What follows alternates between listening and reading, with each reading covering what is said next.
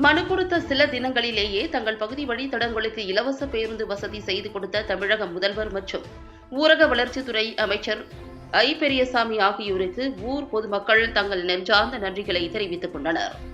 திண்டுக்கல் மாவட்டம் ஆத்தூர் ஒன்றியம் சித்தையன்கோட்டை பேரூராட்சிக்குட்பட்ட அழகநாயக்கன்பட்டி, நரசிங்கபுரம், புதுப்பட்டி வழியாக திண்டுக்கல் செல்வதற்கு 2 தனியார் நகர பேருந்துகள் மட்டுமே இயங்கி வந்த நிலையில் அப்பகுதி வாழ் பொதுமக்கள் மற்றும் பணிபுரியும் மகளிர், உயர்கல்வி பயிலும் மாணவியர், திருநங்கையர் உட்பட அனைத்து மகளிரும் தமிழ்நாடு போக்குவரத்து கழக கட்டுப்பாட்டில் இயங்கும் கட்டணமில்லா பயண வசதியுடன் இயங்கும் நகர பேருந்து வசதி வேண்டி ஊரக வளர்ச்சித்துறை அமைச்சர் ஐ. பெரியசாமியிடம் கடந்த 1 வாரத்திற்கு முன்பு உங்களுடன் ஸ்டாலின் முகாமில் கோரிக்கை மனு கொடுத்தனர்.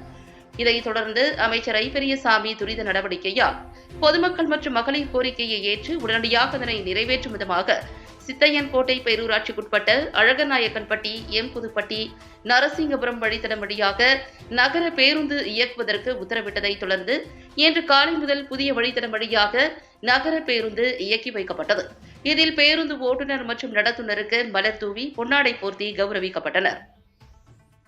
இந்நிகழ்ச்சியில் சித்தையன்கோட்டை பேரூராட்சி திமுக நகர செயலாளர் சக்திவேல், திமுக கழக நிர்வாகிகள் சவுந்தரபாண்டியன், வக்கீல் மரைக்காயர், பேரூராட்சி தலைவர் போதும் பொன்னு முரளி, வார்டு உறுப்பினர்கள் லாவண்யா, சுரேஷ், தியாகு மற்றும் திமுக மாவட்ட, ஒன்றிய, பேரூர் கழக நிர்வாகிகள், பொதுமக்கள் உட்பட பலரும் கலந்து கொண்டு புதிய வழித்தட பேருந்தில் ஏறி மகிழ்ச்சியுடன் பயணம் செய்து தமிழக முதல்வருக்கும் ஊரக வளர்ச்சித்துறை அமைச்சருக்கும் தங்கள் நெஞ்சார்ந்த நன்றிகளையும் பாராட்டுகளையும் தெரிவித்துக் கொண்டனர்.